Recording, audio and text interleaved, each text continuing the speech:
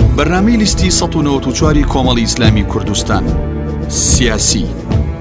یەک، چالاککردنی دامەزراوەکانی وەک ڕۆڵی چاودێری پەرلەمان، دیوانی چاودێری دارایی، دەستەی نەزاها لە پێناو ڕوبەڕووبوونەوەی گەندەڵی و بنەبڕکردنی بازرگانی سیاسی. دوو، بە دامەزراوەییکردنی هێزی پێشمەرگە و هێزە ئەمنیەکان و نەهێشتنی دەستی حیزب تێیاندا و کارکردن بۆ باشترکردنی گوزەرانی پێشمەرگە و هێزە ئەمنیەکان. سێ، داکۆکیکردن بۆ چەسپاندنی مافە سیاسیەکانی هاوڵاتیانی کوردستان وەک مافی خۆپشاندان و مافی دەربڕینی ئازاد و کۆبوونەوەی بێقەید و مەرج. چوار، کارکردن لەسەر ڕێزگرتن و جێبەجێکردنی یاسا و ڕێگرتن لە دەزوەردان لە کاروباری دادگاکان.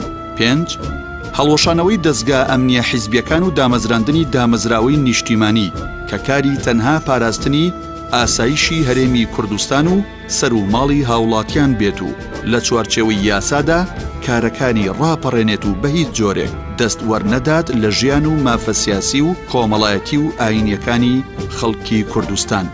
شەش، کارکردن لە پێناو دابینکردنی ژیانێکی خۆشگوزەران بۆ خەڵکی کوردستان بە جۆرێک هەموو تاکێک بەهرەمەند بێت لە سامانی سروشتی و داهاتەکانی کوردستان بە دادگەری. حەوت، ئەنجامدانی هەڵبژارنەکان لە کاتی خۆیدا بە شێوەیەکی پاک و بێگەرد لە پێناو دەستا و دەستکردنی دەسەڵات کە ببێتە مایەی بەرجەستەکردنی ئیرادەی ڕاستەقینەی خەڵکی کوردستان.